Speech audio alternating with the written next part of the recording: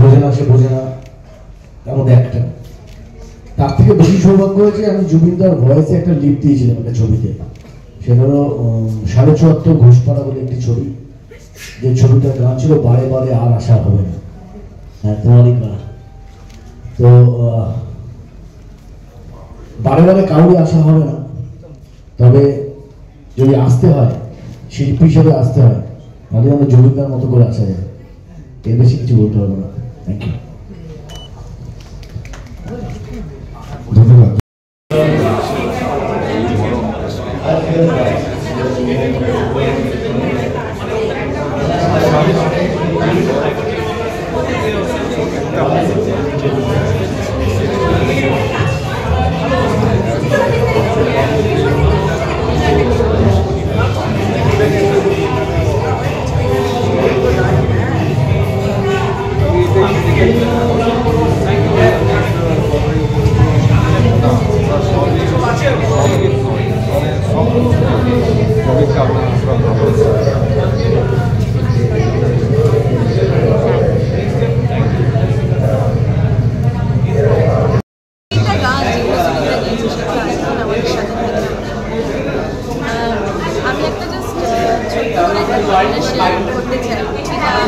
জুবিনদার আজীবন আমার সাথে থেকে যাবে সে একটা সেটা হলো যে আমার হাতে একটা ট্যাটু আছে।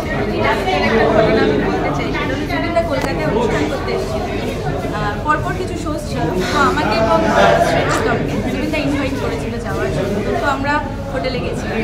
তো যাওয়ার পরে কি জুবিনদা না একদম বাচ্চাদের মতো ছিল। তো জুবিনদা কী করবে, কীভাবে আপ্যায়ন করবে, কী না করবে, তো আমরা ৩-৩.৫ ঘন্টা পর একটা গল্প করি এবং জুবিনদার হাতে দেখবেন অনেক ট্যাটু আছে। তো আমি জুবিনদাকে বললাম, জুবিনদা তোমার গায়ে এরকম ট্যাটু, আমার না খুব ইচ্ছা ট্যাটু করার। তো তখন বলছে হ্যাঁ তো কর। আমি বললাম আমার তো ভয় লাগে। বলছে তোর আই লাভ পেন, কোনো ব্যাপার না, কত কিছু হবে। তো আমি ওখানে জুবিনদার সাথে গল্প করে ওখান থেকে আমি ডিরেক্ট অ্যাক্সেস করে চলে যাই, গিয়ে আমি হাতের এই ট্যাটুটা করাই। আর করানোর করতে করতে অনেকটা টাইম কেটে যায়। জুবিনদাও শোতে চলে যায়। শোতে গিয়ে জুবিনদা ফোন করে প্রীতমকে যে তোরা কোথায়, আমি তো চলে এসেছি, গ্রিন রুমে আছি আয়। তো আমরা ওখান থেকে জুবিনদার শোতে যাই। আর শোতে যাওয়ার সাথে দেখি যে জুবিনদা গান গাইছে মঞ্চে। আমি নিচ থেকে জুবিনদাকে হাতটা এরকম করে দেখাই যে এই দেখো করে এসেছি। জুবিনদার ওখান থেকে একটা মানে খুব মিষ্টি হাসি। হ্যাঁ, আর স্টেজ থেকে নেমে বলে যে কালকে তোদের কিন্তু ডিনার লাঞ্চ ইনভাইট করছি আমি, তোরা কিন্তু আসবি অবশ্যই। তো আমরা লাঞ্চ করতে যাই। পরের দিন লাঞ্চে গিয়ে জুবিনদার সাথে যারা ছিল, অনেক বন্ধুবান্ধব ছিল, তারা সকলে তাদেরকে জুবিনদা দেখাচ্ছে যে এই দেখ বর্ষা না আমার জন্য এই ট্যাটুটা করেছে, আমি বলেছি বলে ওই ট্যাটুটা করেছে। তো এটা না আমার কাছে একটা অনেক বড় পাওয়া। আর সেইখানে আমাকে ডাকবে না, আর যেখানে জুবিনদাকে ডাকবে সেখানে আমাকে ডাকবে না। যা হয় তো বেশি কিছু আমার বলার নেই। প্রীতম আমার ছোট ভাই, বর্ষা আমার ছোট বোন, ওরা বললো হ্যাঁ নিশ্চয়ই। দুটো কথা বলতে গেলে একটা কথাই, মানে দুটো কথা বলতে গেলে যেটা বলতে হয় সেটা হচ্ছে সত্যি কথা বলতে ভগবান না সত্যিকারের যারা মানুষ, গুণী মানুষ, তাদের বেশি দিন পৃথিবীতে রাখে না। বহুকাল আগে ঋত্বিক ঘটক তার প্রমাণ, এবং তারপরেও আমরা অনেক দেখেছি ঘটনা যে গুণী মানুষ যারা মানুষের উপকারে লাগে, সত্যিকারের গুণী মানুষ, প্রচুর ট্যালেন্ট দেয়, তাদের বোধহয় খুব তাড়াতাড়ি ডেকে নেয়। যারা একটু পাপ টাপ করে, পুণ্য করে না, তাদের একটু বেশি দিন রেখে দেয়, অনেকদিন থাকে। তো জুবিন গার্গের জীবন আমি যতটুকু জানি যে তিনি শুধু মানুষের উপকার করে গেছেন, তিনি নিজের জন্য একদমই ভাবেননি, নিজের প্রতি সেভাবে ধ্যানও দেননি কখনো। কথা বলতে চাই তার কারণ আমি সঙ্গীতের জগতের মানুষ নই। আমি ছোটবেলা থেকেই মানে প্রতিদিন এক্ষুনি, আপনারা জানেন কিনা জানি না, সন্ধ্যেবেলা মনের মতো গান যেগুলো অনুষ্ঠান হতো রেডিওতে আমরা শুনতাম, সেটা এখন আবার হচ্ছে। আমি গাড়িতে আস্তে আস্তে গান শুনতে শুনতেই আসছিলাম, সলিল চৌধুরীর সুরারোপিত কিছু গান হচ্ছিল। সারাদিনই মানে অবসর পেলে গান শুনি। অকাল প্রয়াণ এত বড় কৃতি একজন মানুষের, যারা কাজ করেছে তার সাথে, তারা তো বলবেনই। এটা খুবই স্বাভাবিক যে এই বয়সে কেউ যদি চলে যায় তার কষ্টটা সবার মধ্যেই বাঁচতে থাকে, এবং তার বন্ধুরা, তার সহকর্মীরা, সঙ্গীত জগতের যারা এখানে উপস্থিত আছেন, তারা যতদিন জীবিত থাকবেন এই থেকে বেরোতে পারবেন না। প্রতিদিন প্রতিনিয়ত তাদের কাজের মধ্যে তার বন্ধুকে, তার স্মৃতিগুলো ছায়ার মতো সামনে ঘুরতে থাকে, গানের মধ্যে বাঁচতে থাকে। এই কষ্ট তার যারা আত্মীয় স্বজন, তাদের সহকর্মী, তাদেরকে পেতে হবে।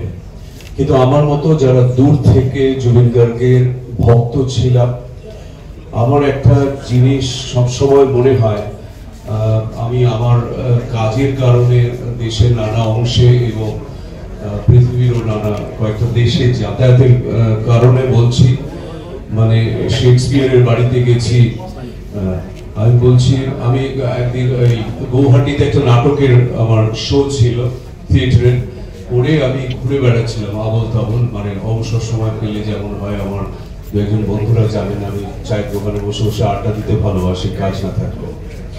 সেরকমই ঘুরতে ঘুরতে গুয়াহাটি ইউনিভার্সিটির দিকে চলে যাই, এবং সেখানে গিয়ে একটা আশ্চর্য জিনিস আবিষ্কার করি। সেটা আমাদের পশ্চিমবাংলায় বাঙালি শিল্পীদের মধ্যে কেন কোনো ভারতীয় শিল্পীর ক্ষেত্রে সেই জিনিসটা দেখিনি।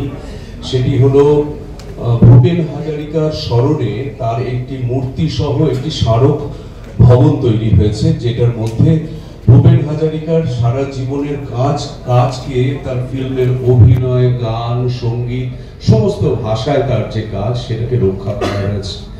অনেক বড় বড় শিল্পী জন্মেছেন, হেমন্ত মুখোপাধ্যায়, আমাদের এখানে উত্তম কুমার, সৌমিত্র চট্টোপাধ্যায়, ছবি বিশ্বাস, কাউকে নিয়ে আমি কোথাও এরকম জিনিস দেখিনি এত বড় করে। জুবিন যে কত মানুষের প্রিয় ছিল, সেটা তার শবযাত্রাটা, যখন শবযাত্রাটা দেখছিলাম, সেটা প্রমাণ করে দিয়েছে যে সে মানুষের কত মনের গভীরে ছিল। এবং সেটা শুধু সে গান গিয়ে তৈরি করেনি, তার জীবনযাপন, তার মানুষের জন্য চিন্তা, মানুষের বিপদে আপদে ঝাঁপিয়ে পড়া। এক্ষুনি শুনছিলাম একবার অনুষ্ঠান করে মাঝরাতে ফিরছে, একটা অ্যাক্সিডেন্ট কেস হয়েছে, সবাই যে সময় পুলিশে একটা বড় জোর খবর দিয়ে দেয়, কাছে ট্রাফিকে গিয়ে খবর দেয়, ও কিন্তু সেই আহত রক্তাক্ত মানুষকে নিয়ে হাসপাতালে ছুটেছিল। এই যে দরদি মনটা ওর মনের মধ্যে ছিল, এটা মানে কজনের থাকে আজকাল? এত মাপা হাসি, চাপা কান্না, হিসেব করে চলা মেশা, মানুষের সঙ্গে হিসেব করে, কাজের হিসেব করে, টাকার হিসেব করে, নইলে যশের লোক, এইসব হিসেব করে যে মেলামেশা, সেটাই তো আমাদের সভ্যতাটাকে নষ্ট করছে। আমাদের মানুষ যে খোলা মনের মানুষ ক্রমশ কমে যাচ্ছে। হ্যাঁ, বাঘারুর সেই মানে তিস্তাগড়ের বৃত্তান্তে বাঘারু বলে না, মোর কোনো দেশ নাই, মোর কোনো জাতি নাই। হ্যাঁ, সে জুবিন ওরকম কথা বলতেন, এবং তার সঙ্গে একটা সোশ্যাল ইকুয়ালিটির প্রতি ওর ইনক্লাইনেশন ছিল। বড় লোক এবং গরিবের মধ্যে যে বিরাট বড় ভাগ, সেটা মুছে যাবে, এটা চাইতো একটা প্রকৃত শিক্ষিত মানুষ, সেটা চায়। ওর একটা বামপন্থী ইনক্লাইনেশন ছিল, সেটা আমার ওর প্রতি যে শ্রদ্ধা, সেটা আমার আরও বাড়িয়েছে। এবং আমার থেকে ও দুর্ভাগ্য হলেও সত্যি একটুখানি বয়সে ছোট, সেটা আমাকে আরও পীড়া দেয় যে একজনের এমন স্মরণ সভায়, শোক সভায় এসেছি। আরও কিছুদিন আমাদের মধ্যে থাকলে আরও কিছু আনফরগেটেবল মিউজিক আমরা ওর কাছ থেকে পেতাম, সেটা সবসময় আফসোস থাকবে। কিন্তু জুবিনের বাঁচার যে এসেন্স, মানুষকে ভালোবাসা, সেইটা যদি পরবর্তী প্রজন্ম ওর কাছ থেকে নেয়, মিউজিককে ভালোবাসা, মানুষকে ভালোবাসা, তাহলে মিউজিক আরও আরও আরও লম্বা হবে।